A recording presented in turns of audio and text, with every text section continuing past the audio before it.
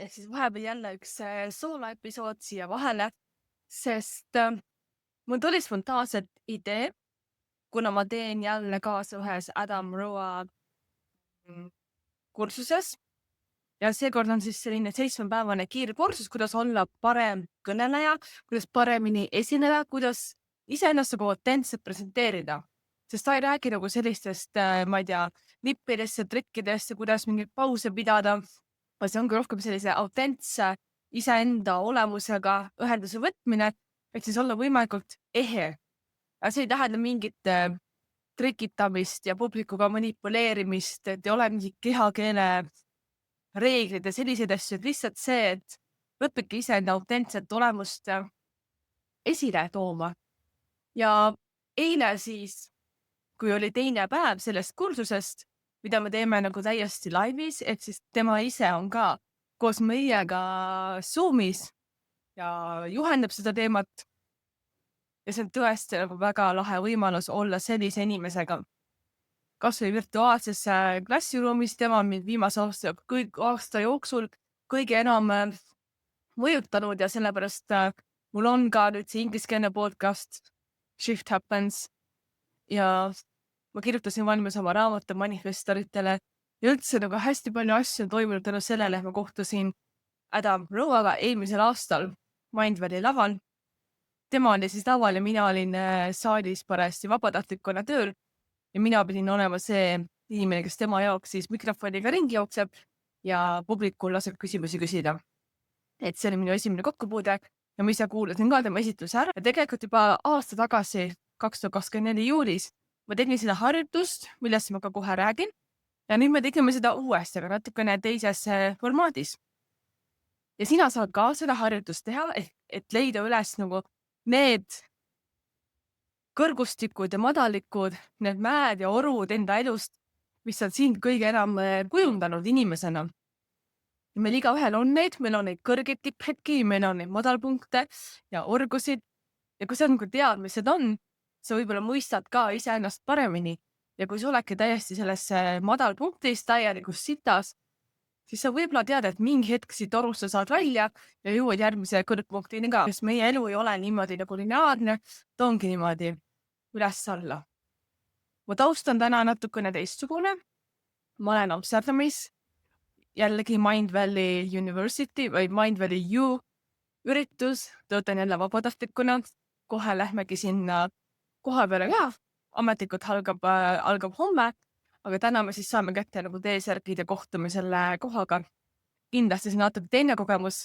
Kultuurikatel Tallinnas, kus nagu varem toimus seda kohta ma tunnen, aga täna on siis täiesti nagu verivärske kogemus. Aga enne veel ma tahan teha ära selle salvestuse, sest ma samal ajal õpin veel Adam Roaga. Igatahes. Meie elus on siis need madalpunktid, kõrgpunktid ja selle kõik saad nagu endale paperi peale valmis joonistada, et näha ka, kuidas su elu on siiamaani nagu liikunud. Et kui sa tahad nagu seda teha, siis teegi niimoodi, et teed sellise nagu graafiku, X-telg ja Y-telg, siis see Y-telg on nagu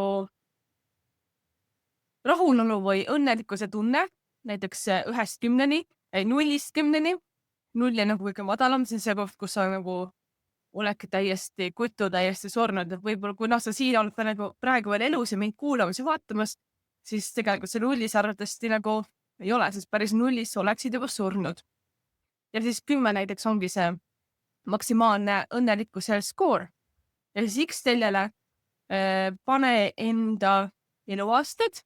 Mina panin 3 kaupa, 3, 6, 9, 12, kuni 36. Ma hetkel olen 37 tegelikult, aga suht 36 ja 37 on sarnane.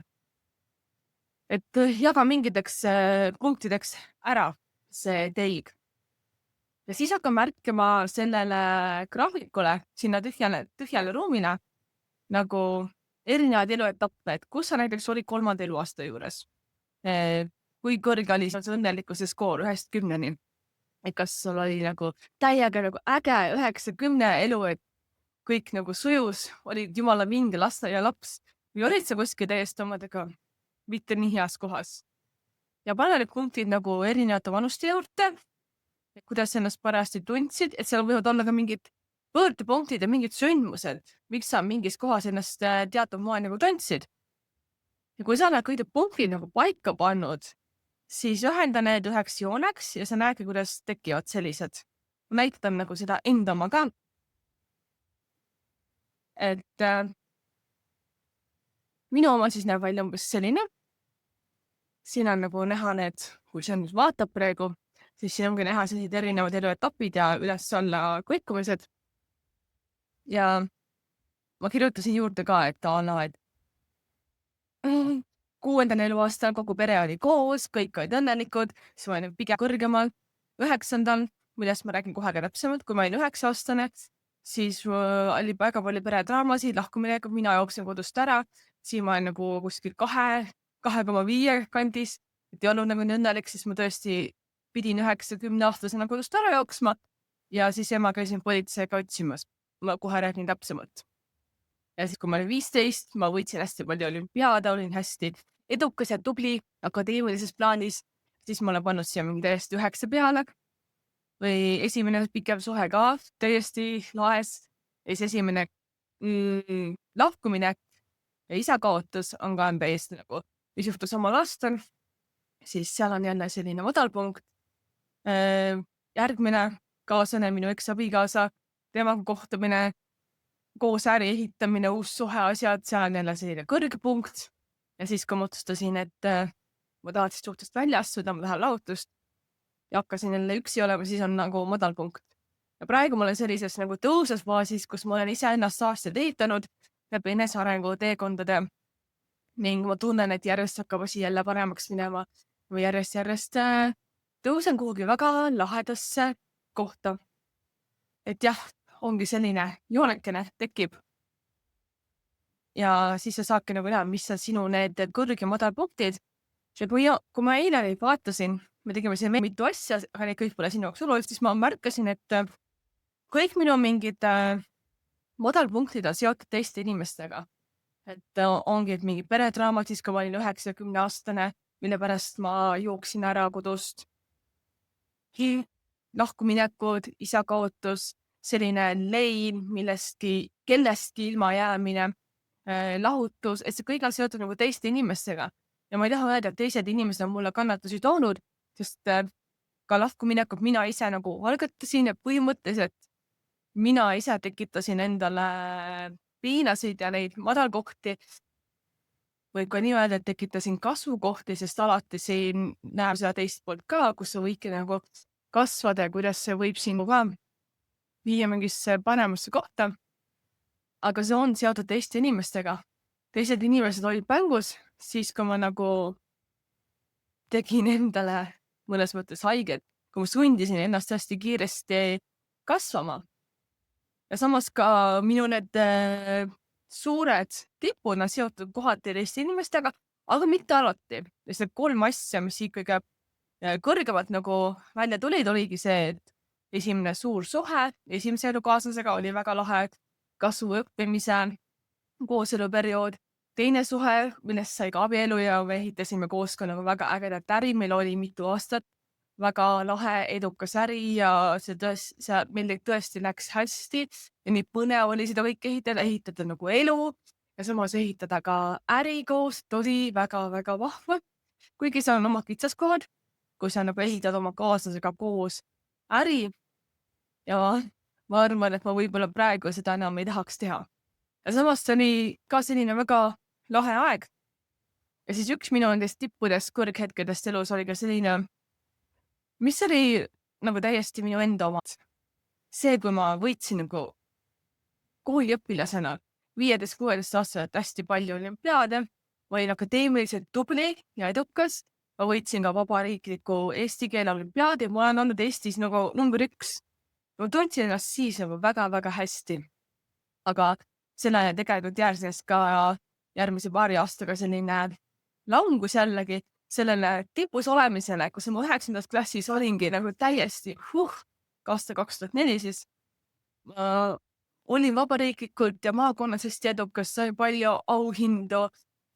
Maakond, maavanem tunnustas, linnapea tunnustas, et kõik oli nagu väga hästi, aga järgmisel aastal tegelikult, kui ma jõudsin gümnaasiumisse, 10-11 klass, minust sai veel koolilehe peatoimetaja, sest ma ise tahtsin, aga ma võtsin endale nii palju erinevaid asju peale, et ma põlesin läbi mõnes mõttes juba teismeeas, sest mul olid metsikud peavanud. Tulin ka vahepeal koju, kella 3-st läksin juba magama päevad. Mul lihtsalt oli nii halb olla, ma oksendasin, et neist peavanudest võib teha kindlasti mingi eraldi nagu episoodi, aga mul on olnud juba 30 aastat sellised peavanud, et kui see nagu tuleb, see hakkab mingist pingest kuskil turjas, kaelas, ehk sellisest nagu füüsilisest lihast pingest algab, aga vaimsest pingest. Ja kui ma ei puhka, kui ma ei võta pidurit või kui ma ei pane pidurit peale, ei võta gaasi maha, siis see kasvab nagu nii hulluks, et ma lihtsalt oksendan 10 korda. Mu peavalu ei hakka enne minema ära, mul ei hakka enne paremaks minema, kui mul on moo täiesti tühja oksendanud, kui ma täiesti olen sappi ja rohelist vedelikku oksendanud. Ma tean, see kõlab nagu rõvedalt, aga mul ei hakka enne parem. Ma pean ennast täiesti tühjaks oksendama ja siis mingi 12–14 tundi magama. Et mingid tabletid rohuga väga ei mõju. Arstid ütlesid ka, et lihtsalt chill ja ära stress, aga mul on nagu selline teema, et keha paneb nagu plokki ette, kui ma hakkan jälle üle panema ja seda ma kogesin teismeeas juba. Aga jah, mis ma mõtlesin, et hästi palju nagu teiste inimestega seotud asju, välja arvatud siis see olümpiaadide teema, mis oli täiesti nagu minu mingi enda selline kõrgpunkt. Ja kuna meil sellel kursusel on ülesanne tegelikult neid lugusid salvestada, et me harjutaksime nendest rääkimist ja me õpiksime leidma nagu varianti, kuidas neid ka teistele edasi anda, kuidas mingid sõnumid neist lugudest välja tuua, siis ma 3 lugu, 3 enda madalpunkti jutustangi selles podcasti episoodis nüüd ära. Ja ma panin neid kirja ka mingil kujul inglise keeles, kuna ma seda kõike kursust teen inglise keeles ja ma mõtlen nagu inglise keeles, kui ma sellega tegelen. Ja sulle ma räägin neid eesti keeles siis ikkagi. Ja mõtlesin, et jah, tahtsingi, kuna ma pidin salvestama ennast rääkimas, ma ei pea seda kellegagi jagama, ma salvestan ennast sellest rääkimas, et ma õpiksin ka nagu paremini neid lugusid välja tooma ja leidma sealt ka neid kohti, millega saavad teised inimesed suhestuda. Leidma neid kohti, mis võivad ka sulle kasulikud olla. Ja kui sina nagu leia neist lugudest midagi endale, palun anna mulle kommentaarides märku või kirjuta mulle Instagramis, et ma nagu teaks ka, et mis osa siis sind täpselt nagu kõnetab. Et võib-olla mingi detail, millele mina ise tähelepanu ei pööragi, aga võib-olla just see detail on see, mis kõneleb sinuga. Et sel juhul ma sooviksin sellest väga-väga teada. Minu lood siis. Võtame kronoloogiliselt. Minu 3 madalpunkti. Number 1 oli siis aastal 98, kui ma olin 10-aastane. Ja see oli selline aeg, kus ma tõesti vihkasin onu Reinu. Onu Rein oli see onu, kelle juures me elasime. Ja ma lihtsalt vihkasin teda. Kui ta ei teinud mulle mitte kunagi halba, ta ei teinud mulle ei füüsiliselt, vaimselt mitte kuidagi halba. Aga ma vihkasin seda, et ta haises, ma vihkasin seda, et ta suitsetas ja ma vihkasin seda, et me elasime tema juures. Ma lihtsalt vihkasin seda. Ja ma vihkasin seda, et ema viis meid sinna elama. Et enne seda me elasime kogu perega ikkagi koos isaga, elasime emaga 3 mina, õde ja ema pluss siis kass elasime mingis väikses Kalamaja korteris, korjasime Kalamaja pargist puuoksi ja tahju kütta. See oli isegi selline natuke nagu nunnu, kuigi raske periood, siis korteris oli külm ka. Ja siis ma vihkasin seda Reinu, kes võttis meid enda juurde, sest kuna tema elas laagris, siis mina pidin sõitma 9–10-aastasena iga päev tund aega bussiga, et jõuda Kalamaja põhikooli. Ma vihkasin seda Reinu nii palju, et ma otsustasin ära minna. Ja siis 10-aastasena ma salaja pakkisin oma kotte, ma pakkisin oma asjad ära, jupi kaupa viisin asjad juba isa juurde.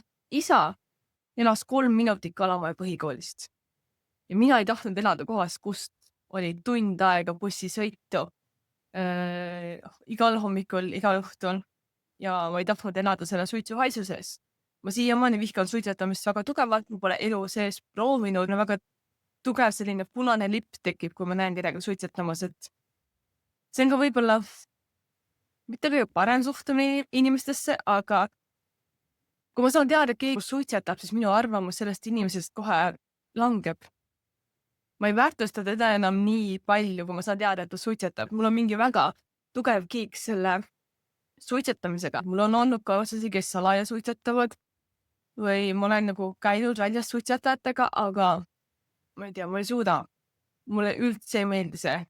Ja ühe oma elukaaslasega meil oli ka väga palju tüli siis sellepärast, et tema salaja suitsetas ja ma sain aru. See lõhn jääb siia kõrva taha kuidagi püsima. Ma sain aru. Ja kuigi see nagu tema tervis ja tema elu, siis mind ajas nii vihaseks. Ja see kõik algas sellest on Reinust. Ja siis pakkisin neid asju 10-aastasena, otsustasin lahkuda. Ja viimane hetk oligi see, kui ma võtsin kaasa enda sõbranna, kes aitaks mul viimased kotid nagu ära tuua. Selline päevane aeg, kedagi väga kodus ei olnud. Ja me peaaegu pääsesime nagu minema, peaaegu saime varjamatult minu asjadega välja kolitud. Aga siis tuli koju selle Reinu ema. Ta nagu ei elanud selles 2-toolises korteris, kus meiega, aga ta tuli koju, ta toimetas seal. Ja ma mäletan, et mu sõbranna isegi peitis ennast. Ta nagu ei teadnudki, et mu sõbranna seal oli, või ta tegi näo, et ta ei näinud seda. Ja selle hetke, kui tema toimetas kuskil köögis, võtsime minu viimased kotid, hiilisime uksest välja ja siis sõitsime jälle tund aega bussiga tagasi Kalamaja suunda. See sõbranna elas minuga samal tänaval, me saime väga hästi läbi, saime mängida ja äge oli. Ja üldse, ma tahtsin olla Kalamajas, tahtsin olla turvalises kohas isa juures. Ja sellepärast ma asjad kokku pakkusingi, ära läksingi. Kui ema sellest teada sai samal õhtul, siis ta tuli meid politseiga otsima isa juurde. Ma istusin narivoodi ülemise korrusel. Ma tahtsin alati saada narivoodit ja ma tahtsin alati magada ülemise korrusel. Minu arvates oli nagu nii lahe omada narivoodit koos oma õega. Ja siis ma istusin selle ülemisel korrusel, täiesti tagumises nurgas. Politsei oli seal, ema oli seal, isa oli kodus. Ja ma keeldusin nendega kaasa minemast, ma keeldusin minemast selle suitsetava onu juurde, sest ma tahtsin olla isa või tahtsin olla enda turvalises ruumis. Ja ma ei näinudki. Sealt edasi natukene aega, võib-olla mõni nädal, me kolisime uuesti Haapsallu, ema, mina, õde, kolisime vanaema juurde, vanemad läksid omavahel kohtusse ja ega ma rohkem isaga koos ei elanudki enne, kui ma läksin ülikooli Tallinnasse. Kuigi hooldusõigust ikkagi jagasid ja isa käis meil väga palju külas. Jah, jooksin ära ema ja tema suitsetava peika eest ja ema tuli mind politseiga otsima, kui ma olin 10-aastane. Et mis sellest loost nagu üldse õppida mul on? Ma vaatan tagasi imesse, kuidas see 10-aastane Silja võttis pähe ja lihtsalt jooksis kodust ära, pakkis asjad kokku ja lihtsalt läks. Klassikalise vihase manifestorina ta ei informeerinud ema, mida lahkub. Ainult isa informeeris, et ta on tulemas. Ja isa muidugi ootas teda, aga ta ei palunud isat abiga midagi, ta pakkis ise oma asjad ja ise kolis ära. Et ta ei palunud isa kelle autoga nagu järele või midagi, et mida see väike laps mõtles? Täiesti sörr. Ja miks ma olen selle valinud nagu selliseks odavpunktiks, et see on jälle selline koht, kus meie pere läks nagu veelgi rohkem, ema ja isa siis läksid veelgi rohkem omavahel tülli, Tallinna elu sai läbi jälle, aga hakkaski siis Haapsalu elu pikemalt. Et enamiku oma kooliajast ma olen veetnud ikkagi Haapsalus. Esimeses klassis 1 veerand sain olla Kalamajas, siis läksid jälle vanemad tülli. Esimese klassi enamikust veetsin Haapsalus, 2. klass Haapsalus, 3. Tallinnas ja 4. klassis siis pool Tallinnas ja 4. klassi poole pealt juhtuski see, et ma jooksin ära ja mind käidi politseiga otsimas. Teine lugu on aastast 2012. See oli selline kaotuste aasta. Ja kui millalgi juulikuus 2012 ma olin ka oma toonase elukaaslasega kodus ja ta ulatas mulle sõrmuse öeldes, et nüüd ta on valmis nagu minema oma eluga edasi, nüüd ta on valmis kihluma ja abielluma ja tuleks mulle ilusa hõbedas sõrmuse koos südamest väikse ripatsiga, et sõrmuse küljes oli ripatsid ja väga põnev sõrmus, mille ta oli viimased reisid ostnud. Ja tema on nüüd valmis minema eluga edasi ja siin on mulle sõrmus. Ja kui ma tunnen ka, et me võime minna nüüd eluga nagu edasi ja ehitada midagi veel nagu suuremat, siis see on hea sõrmus. Aga kui ma tunnen, et ei, et nüüd on aeg laiali minna, siis las see sõrmus sümboliseerib neid aegu, mis me koos oli ja las see sõrmus nagu jääb meie ühist armastust elu mäletama. Ja enne seda, kui ta selle sõrmuse välja võttis ja põhimõtteliselt mind naiseks palus, rääkis ta, mis oli juhtunud reisil, kus ta oli käinud just üksinda, mingi tudengivahetus, selline rahvusvaheline seltskond eri riikidest tuleb kokku, noored värgid, asjad mõnlavad. Ja ta rääkis mulle, et seal reisil ta oli lõpuks siis ära proovinud selle, mis ta tahtis ära proovida, et ta oli maganud väga suurte tissidega naisega. Mingi Bulgaaria tüdruk äkki või midagi. Sest ta lihtsalt ta pidi saama teada, mis tunne see on, mis tunne nagu sarvi maha joosta. Kuna ma olime olnud koos üle 5 aasta, siis olin tal olnud ainult mina. Ja tal oli vaja proovida seda teist naist, et täita mingi fantaasia. Ja nüüd see oli tehtud. Nüüd ta tuli tagasi sõrmusega ja ütles, et tema nüüd on valmis kihluma ja abielluma. Ma võtsin sõrmuse vastu, aga ma ütlesin sellele abieluettepanekule ei. Ja ma ütlesin iseendale jah, kuigi see tegi ka väga haiget. Ja paar kuud hiljem kolisime lahku. Et 2012 oli üldse selline lammustamist lahkuminekut. Ja eri moel meestest vabanemise aasta, sest 2012 alguses ma kaotasin oma isa, kes suri 46-aastasena. Sel hetkel minu elukaaslane oli koos minuga. Sel hetkel oli ta mind pettud nii palju, et amelennud mingite teiste naistega. Sel hetkel ta toetas mind, tuli isegi koos minuga Inglismaale, sest kui mu isa suri jaanuaris 2012, siis tegelikult samal ajal mina õppisin Inglismaal, olin kodus jõulupuhkusel ja tuli välja, et ma olin kodus ka matuste pärast. Aga jõulupuhkusele tulles ma muidugi ei teadnud, et mind ootavad ees ka matused. Elu või jubedamad matused. Et kes on kunagi oma vanemaid matnud, see teab. Ja ta oli sel hetkel minuga. Ta toetas mind, mida oli äge, me kasvasime koos palju, kui ta esitles mulle seda sõrmust pärast seda, kui ta oli üles tunnistanud kellegi teisega magamise, siis minu vastus oli ei.